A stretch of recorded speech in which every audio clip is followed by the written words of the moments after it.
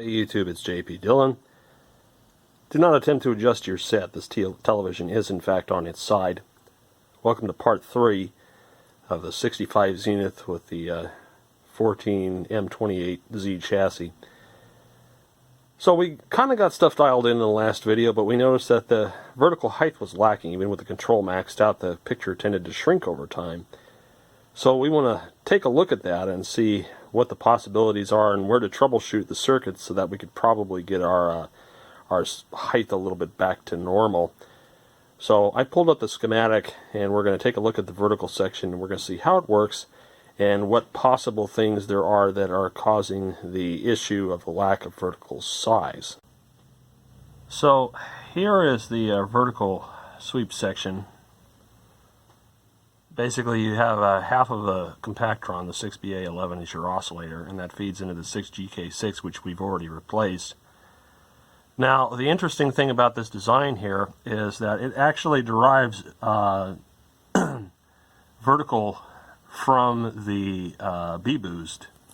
And as you can see here, they've got a line off the flyback, goes through this VDR here, up through the 6.8 meg resistor, through the vertical size, and that feeds the plate supply for the vertical oscillator section. Now, vertical size, the control determines the amplitude of the waveform from the oscillator. The vertical linearity, which we don't seem to have a problem with, is in the cathode circuit of the 6GK6. That's what controls how much the output tube conducts. And since we have plenty of range on the vertical linearity, I don't think that the output section is where we're going to be looking at. However, given previous experience, I would tend to look at these high value resistors, these 2.2 meg, the 6.8 meg. They've probably gone up in value. And you don't want to measure on the high side of this 6.8 meg resistor. Well, actually it should be okay. It's just B-boost. It doesn't have the actual horizontal pulses. So we should be okay with that. But we are going to check this guy, check the control, check the 2.2 meg resistor up here, make sure that we're getting our voltages and our proper bias on the vertical oscillator, and we'll check the voltages on the output just for grins and giggles. You have to be very careful when measuring the plate on the vertical output. You need a really good meter that's capable of withstanding high current pulses. Otherwise, most cheap meters, you'll just cook them. So let's get the set powered up, and let's plug it into some form of a signal and let it run for a little bit, and then see if what our voltages look like on our oscillator in our output section. Okay, so we've got our television all set up. I've got my signal generator here. I've got printouts of the schematics so I can kind of follow along. We're going to turn this thing on and let it warm up, and then we'll take a look at what our vertical oscillator and output is doing. This is our output tube, this is our oscillator tube, and thankfully they do tell you what pins are what so that you don't have to go looking through the tube data booklet. Here's the vertical sweep running. There's our high voltage. And let me turn my sweep generator on. And so right now, initial startup, we have ample sweep at the bottom. So what I'm going to do is take hopefully my head doesn't get in the way. Let's see here. Alright, so let's take a look at pin 11 of the 6BA11. And I should be getting, that's a 14 pin. 27 volts there. I'm supposed to have 25, so that looks good. We'll have to see if that goes down as the set warms up. Pin 9 should have minus 25 volts on it. Really? Maybe that's wrong. Okay, there we go. So minus 25 on pin 9.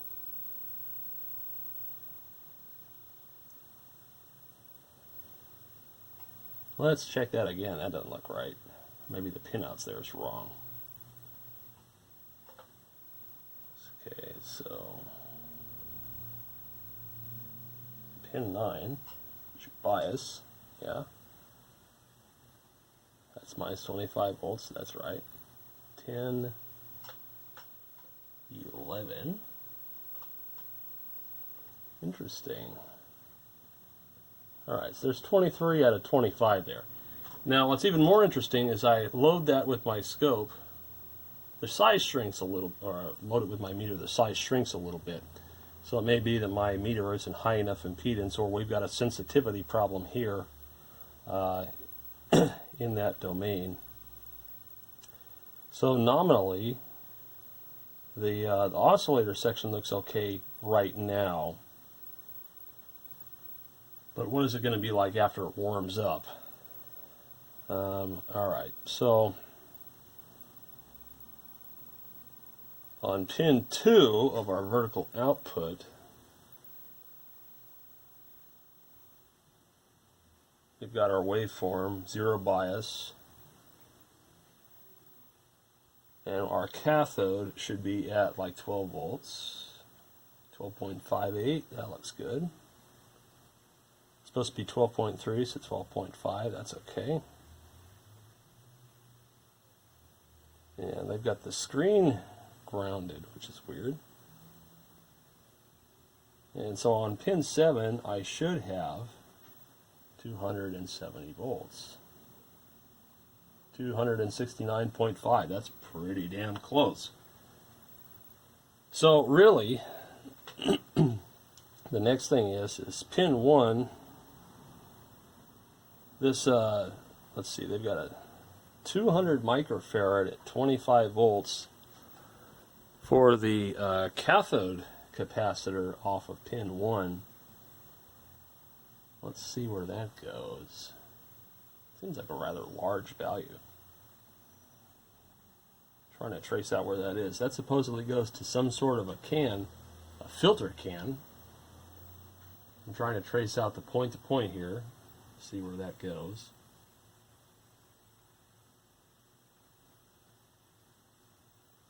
Yeah, 80 microfarad there. And you got that boost cap there. And you got this over here, but that's not it. So far so good. So let's come back to it in about 15 minutes when we start to notice the shrinkage, and then we'll see what changes have evolved since we first turned it on. Alright, so it's been about a half an hour. The bottom of the screen is pulled up, and if we go back to pin 11 here, which is supposed to be our plate, we see they only have about 19 volts there. It's supposed to be 25. And even if I crank the control all the way up, we get 19.25, so not enough. So yeah, even that just doesn't work for me. So we need to find out what's going on here. Now, if we trace back our plate from here, we've got a 2.2 meg resistor here. It goes through the size control, and then there's a 6.8 meg resistor down here. Now, right here, which you can't really see because the stuff's in the way, there's the low side of the 2.2 meg. There's the high side, 117 volts there. And then likewise, if we go to the high side of the 6.8 meg, we've got 433 volts, which still seems a bit low for B-boost. And we've got 630 on the high side of that control. So we crank the control all the way up, and we now have 625 on one side, and we were getting the 19 on the low side of this. 23 on the low side. So there's definitely some loss here. So let's power down for a moment. I suspect that one or more of those values of resistors has gone up, so we're going to find out.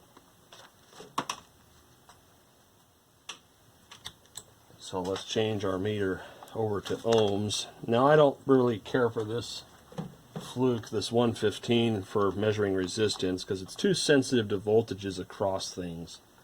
Like for example, if I come up here to this 2.2 meg resistor, it's 3 meg and it's decreasing. Well, it's decreasing because there's a voltage across it, and if we go to volts, we see that there's a tiny little voltage. It's 15 millivolts, but it's enough to piss it off. And the way that you truly find out is you'd lift one side. So it's 2 meg and dropping. We really don't. That's pretty much close enough. Bobbling around there. So then if we come over to our 6.8 meg,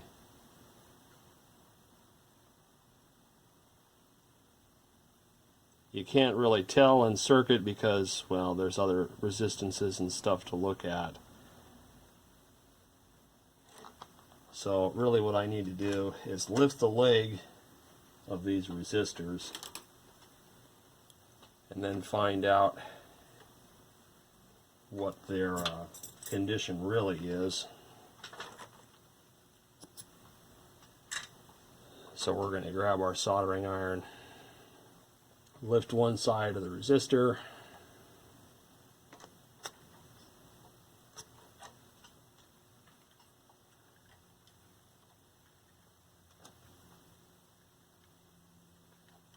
wick all that away.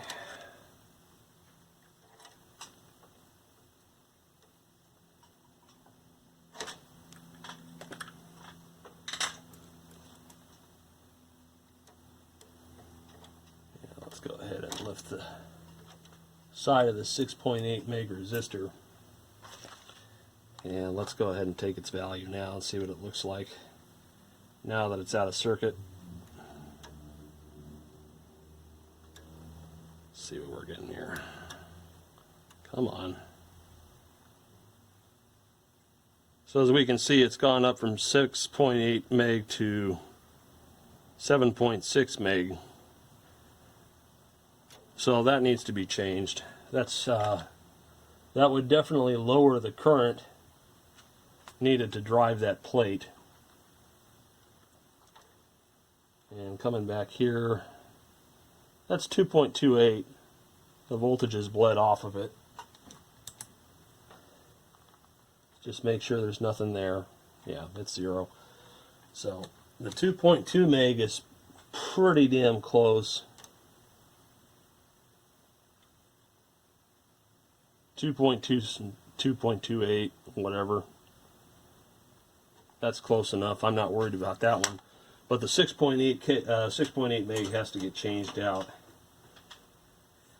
Now, we could go down to a 5.6 meg to increase the current to the vertical output tube, just to give us a little more headroom as far as size, vertical size is concerned. Let's see what I've got floating around here as far as high value resistors. Bear with me a second. Let's see, I've got a 5.6 meg, and let's see,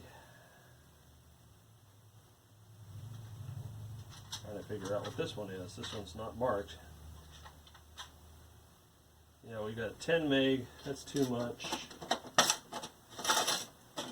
So let's go with the 5.6 meg ohm resistor. Give us a little bit of extra headroom. We've got a 7 meg control in series with it, so that's definitely going to limit us.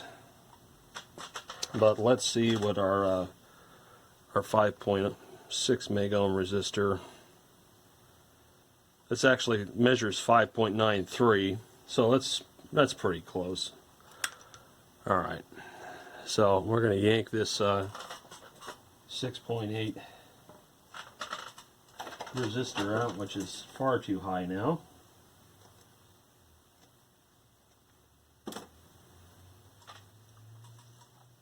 And really, in order to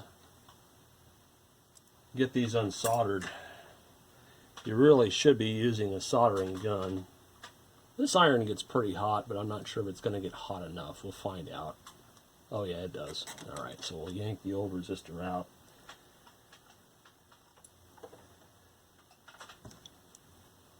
And we'll put the new resistor in.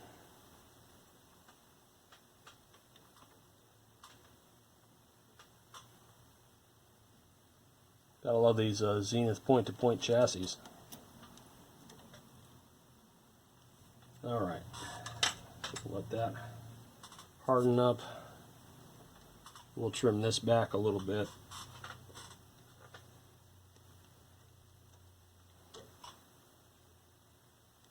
Just to give us a little more room here. And then we'll loop this through the control and solder that back in.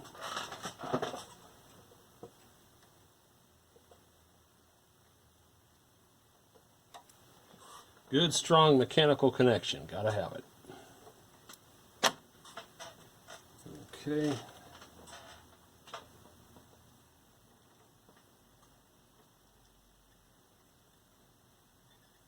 Go ahead and solder that in. All right. So let's power back up. We're going to set our size control to about midpoint. And we're going to see what our voltages look like now that we've got that resistor changed out. I suspect it'll be much different.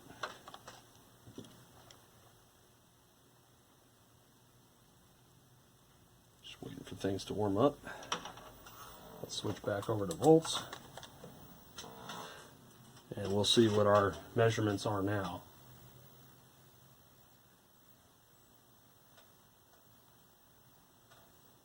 Alright, so we got our sweep there.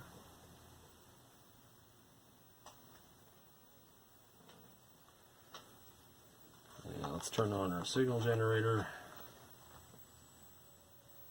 And we've got much more deflection now for sure. Pretty big difference. But of course, what will it be like after it warms up? Right now, I go to pin 11. I got 24.25 volts. That's pretty close on what it's supposed to be. And we're just going to let it kick it for a while.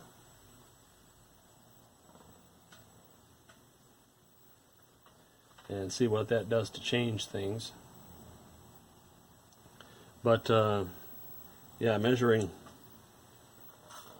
Let's measure this thing out of circuit again. I'm pretty sure that this was really the culprit here. Yeah, 7.6 megs. It's supposed to be 6.8.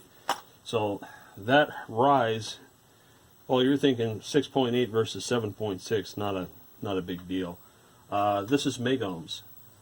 And really the purpose of these resistors is to control voltage and current to that plate so that you have a more accurate waveform. High currents tend to cause distortion and very sensitive to change, so if you use a lower current and a lower voltage on the waveform generator, i.e. the oscillator, it's going to be much nicer.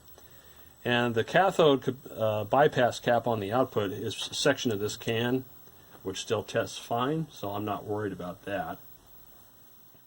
But again, it's just going to be a waiting game at this point. We'll let it warm up, let it do its thing, and then we'll see what everything looks like afterwards. But I think that this is going to do it. Alright, so this has been running a good hour now, and I'm really happy with how it's turned out. There's no vertical drift. The picture looks excellent. We still got a little tiny bit of overscan, but that is just what it is. I'm sure I could play with the screen resistors on the horizontal output and decrease the width somewhat, but then we could have nonlinearity issues as well. So a little bit of overscan isn't going to hurt anybody. But this looks very nice.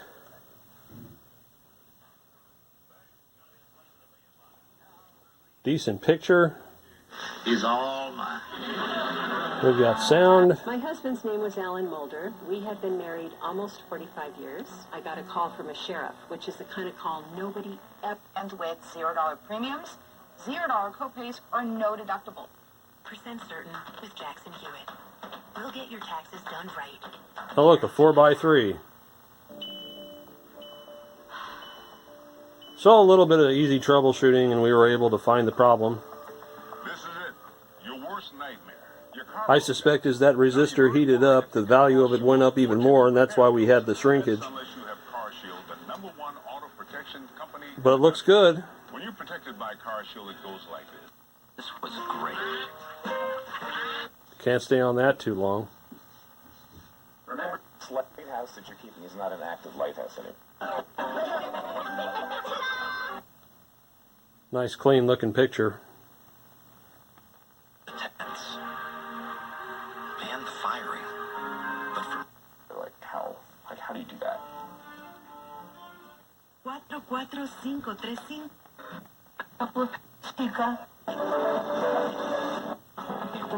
I love it when stations overmodulate the crap out of their audio. Inauguration is less than 24 hours away. Good morning, San Diego. So there you go. Taking the inauguration Nice razor sharp picture, typical Zenith. It's got a good CRT. It's got a really nice picture. This one's a keeper. But anyways, hope you guys enjoyed this series of the videos. I'll have more sets as the days progress, but maybe we'll get into that fan. Maybe we'll get into a couple of other things. I did pick up a neat flea market find over the weekend, so maybe we'll make a video about that. Anyways, thanks for watching. More stuff to come.